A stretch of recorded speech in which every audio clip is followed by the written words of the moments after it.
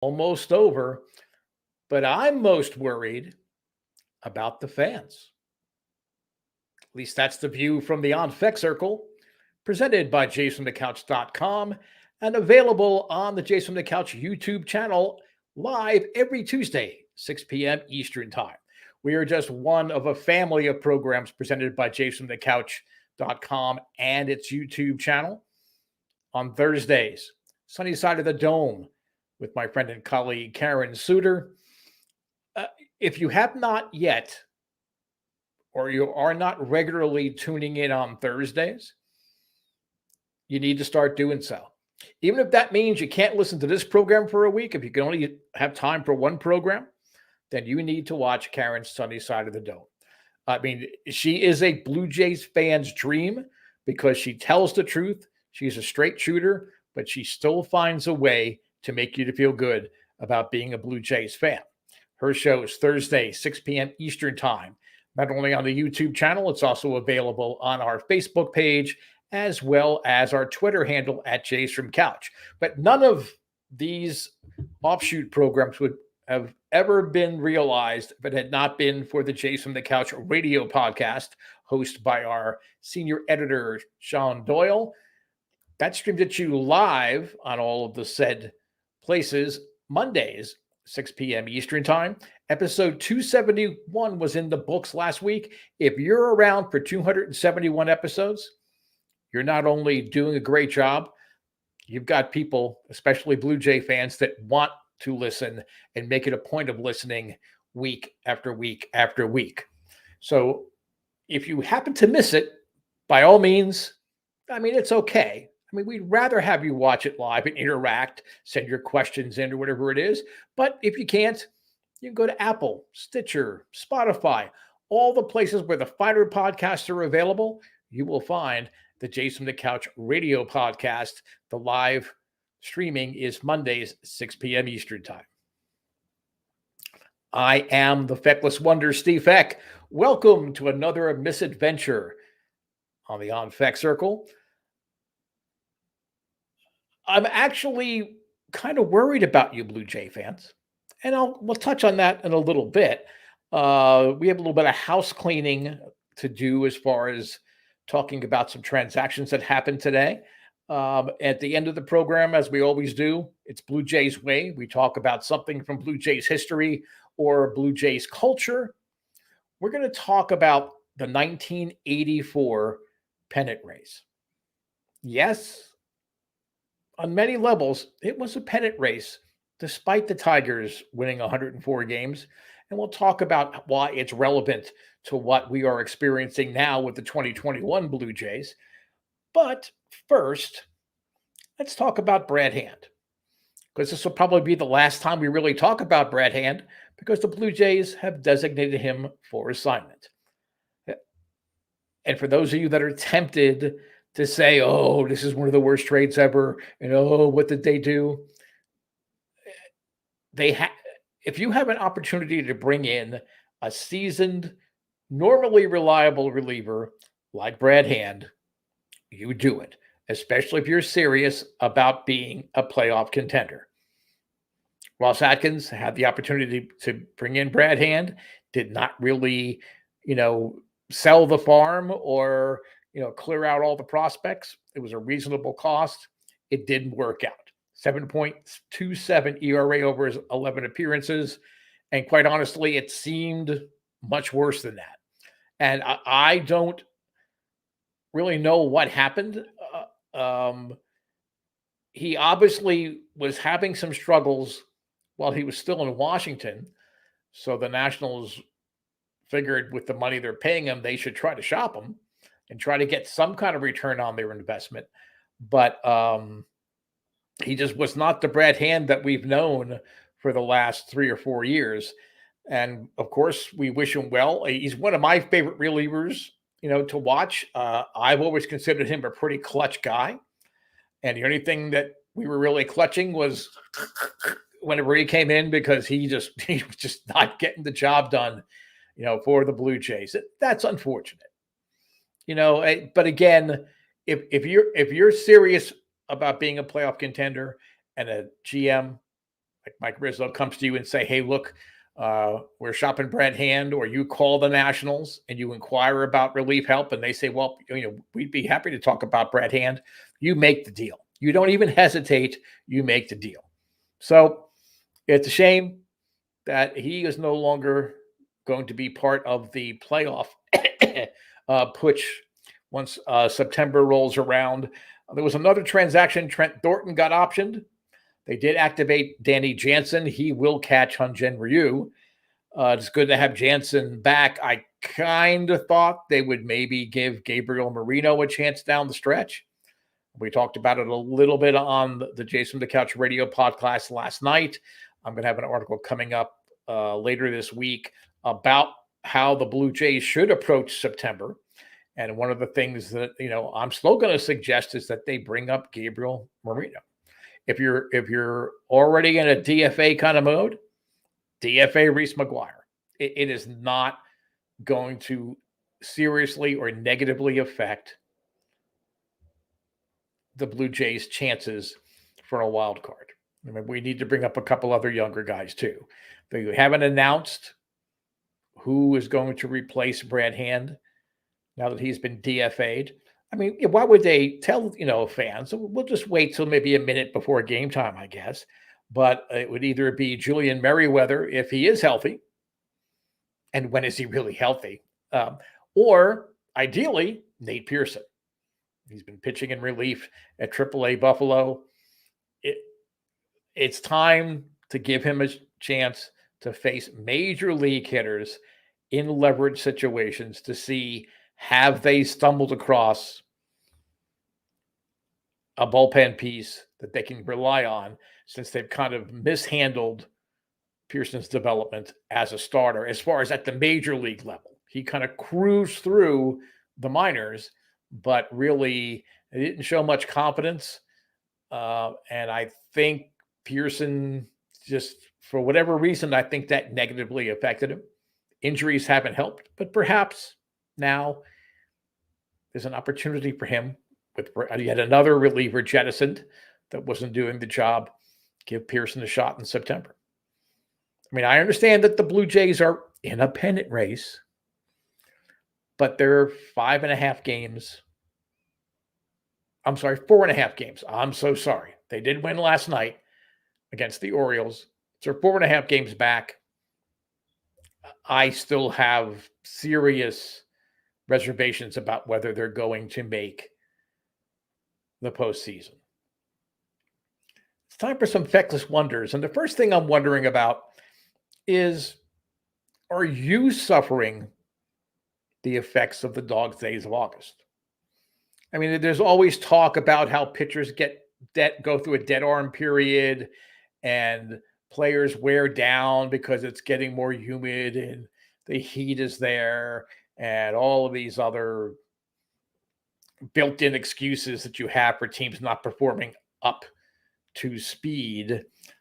But for me, I think at least this year, I think Toronto Blue Jay fans have suffered the effects of the Dog's Day of August even more than the players have. Now, of course, there's Mike Wilner, who seems to like to make mountains or pitching mounds out of molehills. And he talked to Dante Bichette, and there was talk about the team being fried. Every team goes through this. A young team that's not used to being in a 162 game pennant race. Of course, we haven't played that many games yet, but in other words, being in a race pretty much from start to finish, that will wear down. But that's how players develop.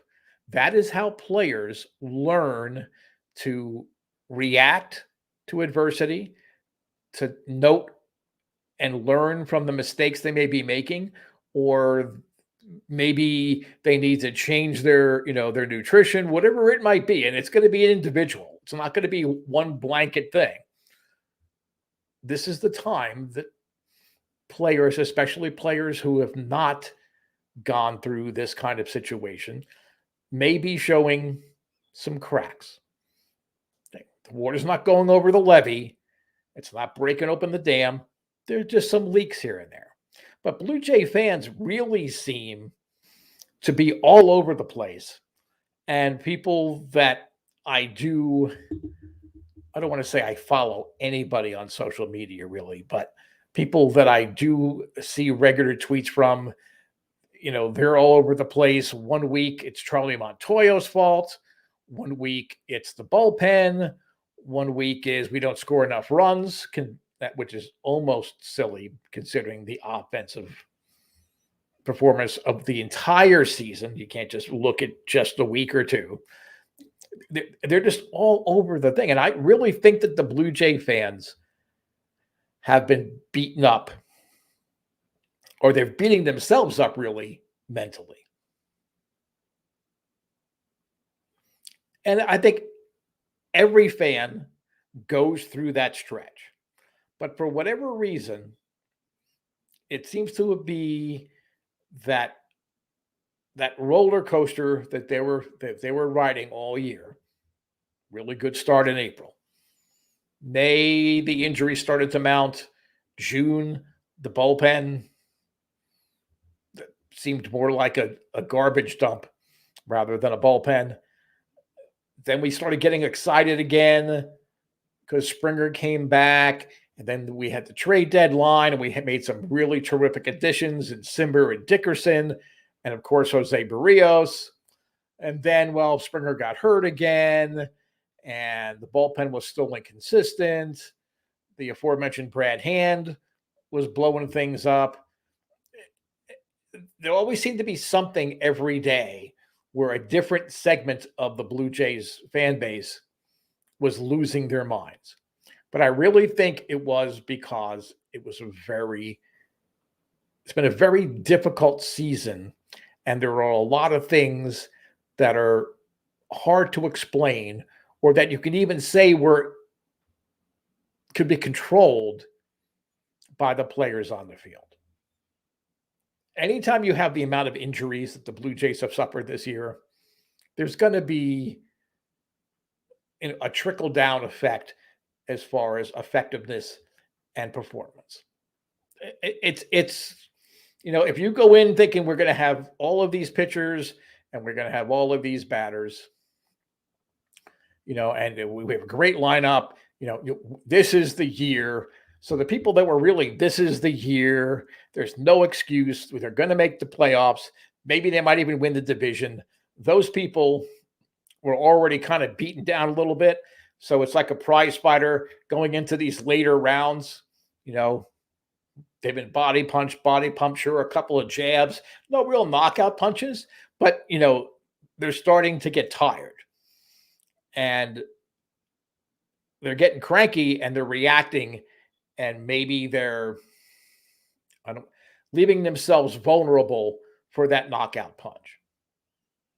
So hopefully, now that August is behind us, we're heading into September, everyone will start to recharge those batteries and feel a little better. I'm not trying to be sunny side of the dome here, okay? I'm just trying to talk some of you off the ledge. It is not as bad as it may seem at times, but it's also not as good as many of you had hoped. Yes, we're 4.5 games, so we're mathematically in the wild card race. Yes, we have a bunch of games against the Orioles. Woohoo! We can beat up on the Orioles. Well, they only have 4 more games than the Yankees and Red Sox have against the Orioles. We had 10. We're down to 9 with the win last night. Yankees and Orioles have 6 each. So theoretically, they would have more opportunities to whittle down. So that would put us within 1.5 games of the wild card, assuming that Boston and the Yankees and the Blue Jays are going to sweep all the games against Baltimore. But we also have to play the A's. We have to play the Rays. We have to play out the string. And we, in essence, now have to be 5 games better than the A's, the Yankees, and the Red Sox. So don't put all your eggs in the Orioles' nest. We need to think bigger picture here. They just flat out have to win 5 more games than the Red Sox, A's, and Yankees. That puts them then in the driver's seat and would get them into a wild card. I don't think that's going to happen. And that's not dog days of August thinking on my part. See, the good thing about being the feckless wonder is that, I'm angry and cranky 12 months a year. So I don't have those ups and downs. I just react to what I'm seeing and talk about it every week with you here on the On Fek Circle. So I don't really have a dog days of August. I mean, if anything, it's for me, it's worse for me like in November and before the winter meetings because there's really not much going on. And when I'm left to myself to think about what Ross Atkins or what the front office might have up their sleeves, then I need to be reaching for my Xanax and try to calm down. So it's going to be okay. Along with this, with all these other things that people have been complaining about or nervous about or upset about or riled up about, another feckless wonder I have is I wonder why more Blue Jays are not talking about Robbie Ray as a Cy Young winner. Not just a candidate, a Cy Young winner.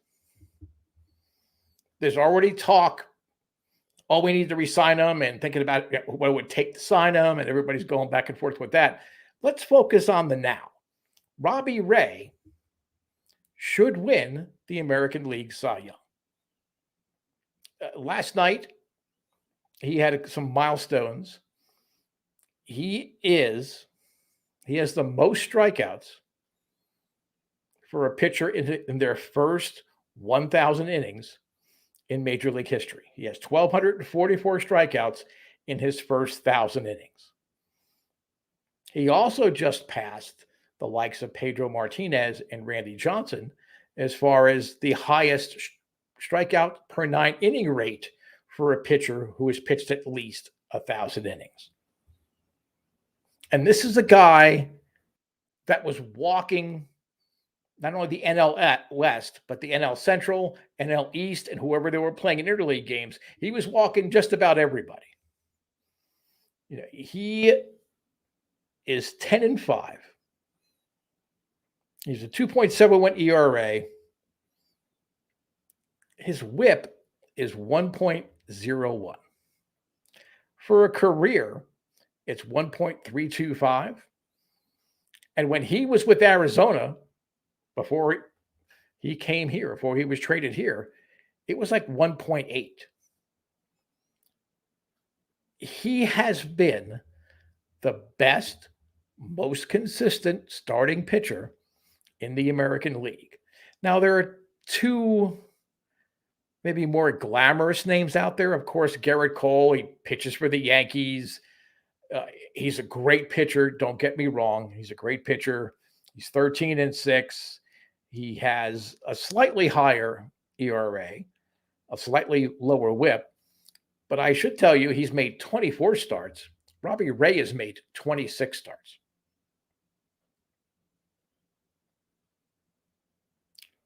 So, I mean, thankfully, Cole is having this kind of year so we could put aside, he's a cheater. Without the sticky stuff, he's no good. He's a legitimate Cy Young candidate yet again. Now, the pitcher that I fear ultimately may steal the Cy Young from Robbie Ray is the White Sox's Lance Lynn. I don't know how many of you get the opportunity to watch other major league teams other than featured games, on SportsNet or whatever it is. But, I have the extra innings package. Some people subscribe to MLB.TV. I try to watch at least glimpses of every game that's on every night. When Lance Lynn comes into pitch, I know his teammates certainly feel we're going to win this game. And by his demeanor on the mound, there's no freaking way I'm going to lose this game. He's with, a first place team that's going to probably make a relatively deep run in the playoffs. He doesn't have the big strikeout numbers that Ray and Cole have. His whip is slightly higher. But Robbie Ray is the best pitcher this year, 2021, in the American League. Picked a good year to do it, given that he will be eligible for free agency. And since it's not the end of August yet, I don't want to talk about the CBA and players not signing right away. Okay, you're still going through the dog days of August, Blue Jay fans. So we'll save that for another show. But I want to talk about WAR. As many of you that watch regularly know, I'm not a big analytics guy. You got a hit or you didn't. You scored a run or you didn't. You struck out a guy or you didn't. I don't care what's expected. I don't care what's projected.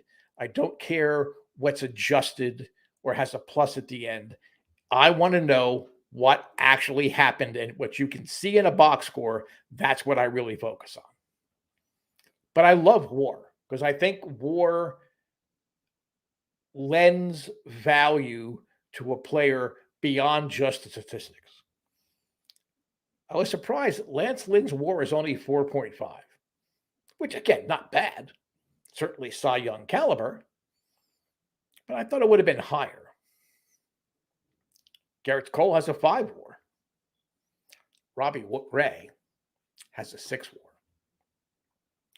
So I think it's time for not only the Feckless Wonder to be talking about Robbie Ray as the Cy Young Award winner. I think Blue Jay fans need to start rallying the troops and, attacking things on social media, because for better or worse, many sports writers on national outlets, especially here in the States, but I'm sure it happens in Sportsnet too, kind of get caught up on social media happenings and things that are trending and following. Because if they didn't have those algorithms, how would they do their daily shows? How would they have these cool graphics up on MLB Network or Sportsnet or wherever you're getting your baseball news? Where are they going to get them from? They get them basically from social media, because everybody has to top, their competitors, the other team. They have to have some flashy stat or flashy point in order to make them more marketable and bring more money to their outlets. So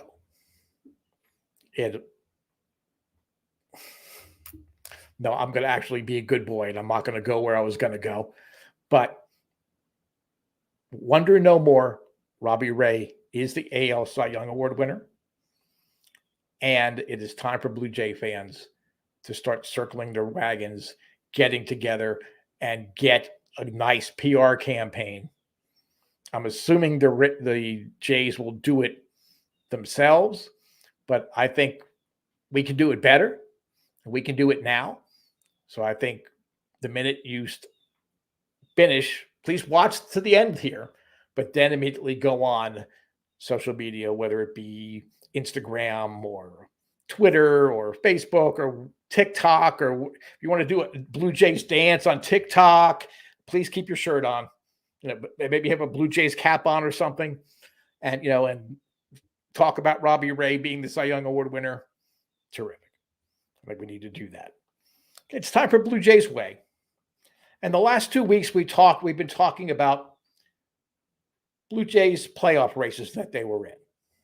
And it probably surprises no one, but was intentionally done I have focused the first 2 weeks rather, of this little feature on Blue Jays Way about playoff races that did not turn out the way Blue Jay fans and certainly the team had hoped. There was the 1987 collapse from last week. And I talked about 2014, which was sort of the prelude to 2015 and all the high expectations we had then. I'm old enough to not only remember 1984, but I actually attended Blue Jay games, both in Toronto at Exhibition Stadium and other places, throughout the Eastern U.S. And for the first time under new manager Bobby Cox, yes, remember Bobby Cox? Bobby Cox manages the Blue Jays. And he was instrumental in instilling that faith in young players that he later became a Hall of Fame manager while he was in Atlanta. But the Blue Jays finished in second place in the AL East. And they were 89-73, which is a very, very impressive record. Yes, they finished 15 games out because the Detroit Tigers got off to that ridiculous start of 35-5 in their first 40 games. Went on to win 104 games that year and posted the highest winning percentage in the history of the franchise. So we're talking about 1901, when the American League actually became the second major league. All of those great teams, and there were many World Series teams during those years. That was the highest winning percentage of any Detroit Tiger team. So you would say on the surface, well, wait a minute, there were 15 games back. Why are you calling that a pennant race? The Blue Jays hung in despite Detroit seemingly running away. And they not only posted a winning record, winning 89 games, which basically puts you right there in a division race, 90 games plus is always better. But if you have 89 wins, you're doing something right and you're going to be in the thick of things. Back then, we didn't have wild cards. So you had to either win the division to make the playoffs or you went home. But they overcame a really tough May. Actually, a really tough June. May, they were okay. A really tough June. And a not very good beginning of July either. They still, despite their youth, pushed forward, kept showing improvement. Literally, you could tune into a Blue Jay game and you could see the improvement game to game to game.